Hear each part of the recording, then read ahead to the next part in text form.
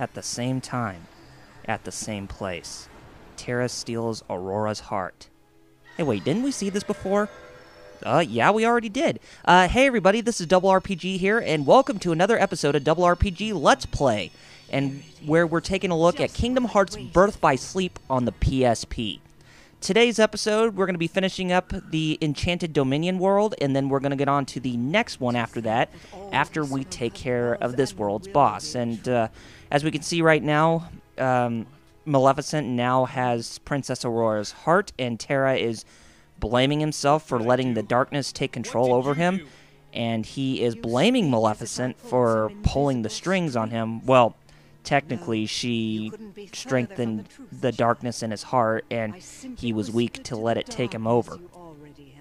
So, how could I do this? Yeah, and this is one of the examples where, you know, Terra is affiliating himself more with Disney villains, and where his darkness is starting to overtake him a little bit. But it won't have a full grasp on him until we reach near the end of his story, so you'll see what I'm talking about. And, you know that whole thing where Master Ericus told you to keep order intact, Terra? Yeah, it seems like... Well, I wouldn't say that it's his fault. I would have to say that probably the fault lies with Master Xehanort for visiting this world, since we haven't seen him, or we won't see him in this world whatsoever. And yeah,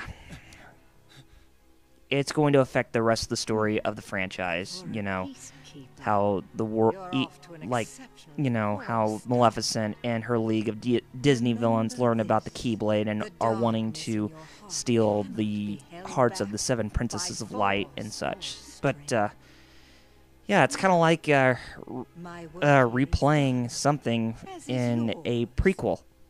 Wasn't there someone you needed to chase? Wait!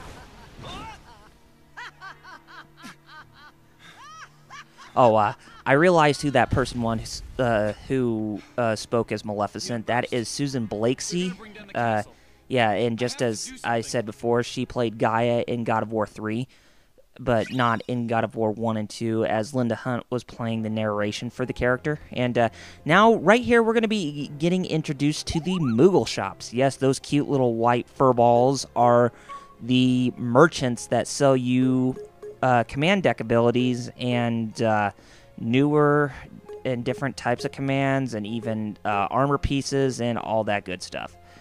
And they're a little pricey right now, since we don't have enough money in our stock. So we just wanted to give you a basic rundown on some of the stuff you can buy. Now, I know we're going to try to sell some stuff, but I wouldn't say it's necessary at this point. So I'll show you in another time when it's necessary, but other than that, we'll just leave it as it is. Now, the big treasure chests, they usually contain maps of the worlds that you visit. Sometimes they contain something else, like maybe a Keyblade, or maybe a different type of command, or just something in general. Oh, the sticker right here that I'm picking up, I did not introduce you all. Well, wait a minute. Before we do that, here's one of the things you can get in one of the chests. You can get recipes for the meld commands, so that's something else you can get aside from the maps. And now, those crown stickers that you just saw, they are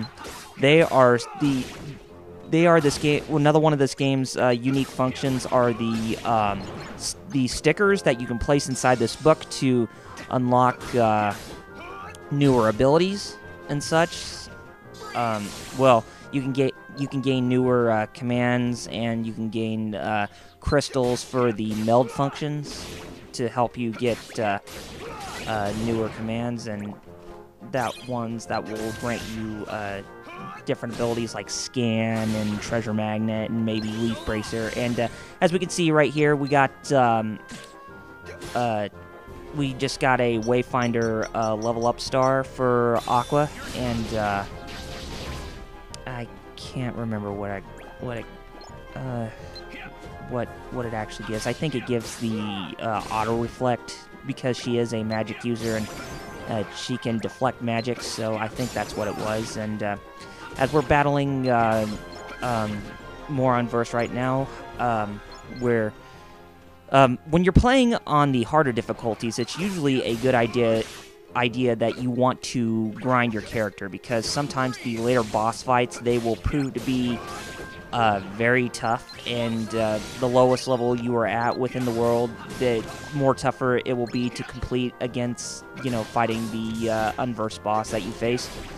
And so, yeah, grinding is a very key element in this game with the harder difficulties. Now, I'm playing on beginner mode, and I'm not playing on proud or critical mode, so for any of you who are asking what mode I was playing on, I'm playing on the easiest mode, so I'm not going to be going all out to try, to prove myself against, many of you. I'm just doing this for fun, and I'm just showing you how the whole game goes, story-wise, but not any of the extra filler battles, kind of like the Mirage Arena or the Mysterious Figure or Lingering Sentiment Vanitas or whatever.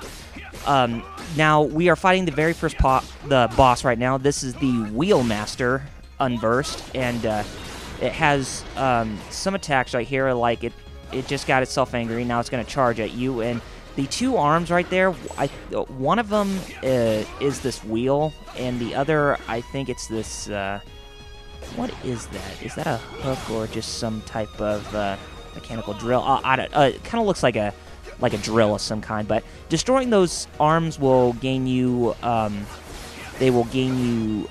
green orbs.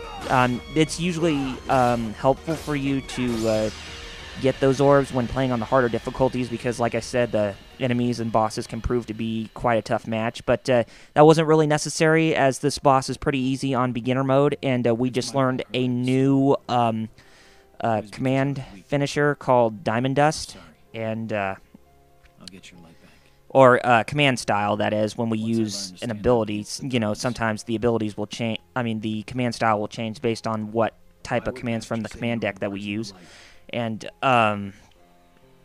we just got finished with the Enchanted Dominion world, and Terra is leaving the castle and getting ready to go back into the lanes in between to travel to the next world, which we're going to head to next. And we will leave the story of the Enchanted Dominion to Vin and Aqua at another time when we get to their tales.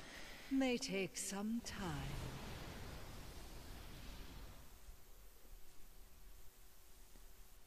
And usually after we complete each world, we are granted a new Keyblade that we can wield.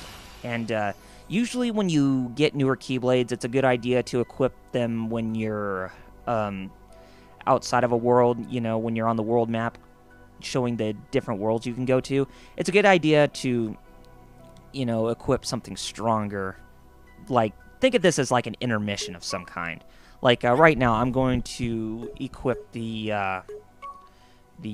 Fairy Stars Keyblade from Terra's default weapon, the Earth Shaker, and sometimes the Keyblades will provide a balanced boost in magic and attack, or sometimes they may grant you easier critical attacks and whatnot, but you get the idea. And now we are on with the second world, and this is Castle of Dreams, where we're going to meet Cinderella. And someone is crying, and it looks like it is Cinderella. And this is very reminiscent of the scene in the movie Cinderella, where Cinderella is in this courtyard crying because her sisters and her stepmother were jealous of her beauty, and they destroyed her ball dress that her friends made for her. The rats like Jacques and his friends, and Terra is giving Cinderella a little lecture about trying to keep a heart strong when they're hurt. And we now have Unversed that we have to fight. And this music, it's pretty sad to listen to. I mean, there are times like this where you may want to hit a tear in your eye or just something. But yeah, it's pretty sad music. But it fits really well. I mean, Yoko Shimomura does a really good job, you know, like I said, providing the music in the Kingdom Hearts games. She knows exactly what she's doing when trying to figure out the mood in certain scenes in the game. But yeah. One thing that I also need to clear up is that in the beginning of the last episode, I said that we are now in the lanes in between, which will lead us to the world of Cinderella. I actually meant that was the world that would lead us into the world of Sleeping Beauty. This is actually the world of Cinderella, Castle of Dreams. So I have to clear that up in case anybody was wondering what went on. So yeah. You know, people always, you know, make some goof ups, but, you know, I do too, so I'm not perfect, so sue me. No, don't. But anyway, we just finished up the battle here, and for the rest of this cutscene, we are going to be introduced to this world, finally, and some of the characters that are in here, well, namely Cinderella, and the fairy godmother who is coming up, as she's giving Cinderella some advice not to give up hope, as she is there to help her in time of need. Nonsense. If you'd lost all your faith, I couldn't be here. And here I am. Oh, come now. When you listen to movies like Cinderella, and when you listen to the voiceovers, and when you compare the voiceovers from back then until today, the voice actors from today who voice the characters specifically in this game, kind of like Jennifer Hale here, the very famous voice actress who played the female Commander Shepard in the Mass Effect games. She plays Cinderella in this game. She provides a really good voice, and I think it matches the original voice of Cinderella from the original animated movie. I mean, I know that newer generation of voice actors don't usually tend to overdo the original voiceovers, but when you take a look at a game like this, it will make you think otherwise. And yes, works some of that bippity boppity boo there, fairy godmother.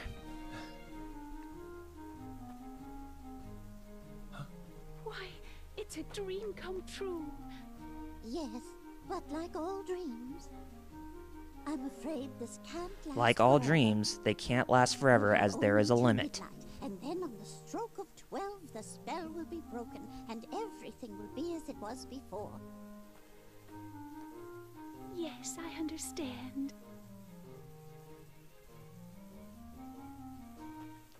Jennifer Hale is a really good voice actor. Some of you may actually also remember her as Naomi Hunter from Metal Gear Solid and Shina Fujibayashi from Tales of Symphonia, the first game on the GameCube. Yeah, very good, strong female voice actor. And here's the opening graphic for Castle of Dreams. It's really well animated. Square Enix does a really good job. And another prime example of how they do a really good job is trying to recreate the magic of a Disney world within their games, specifically Kingdom Hearts. And yeah, Who are you? really well done if you think about it.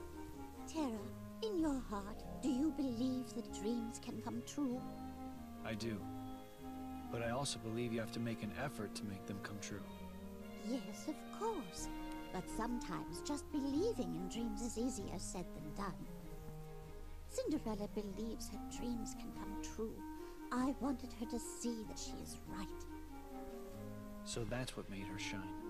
Faith in her heart that anything is possible. Where did she go? To the royal ball at the palace.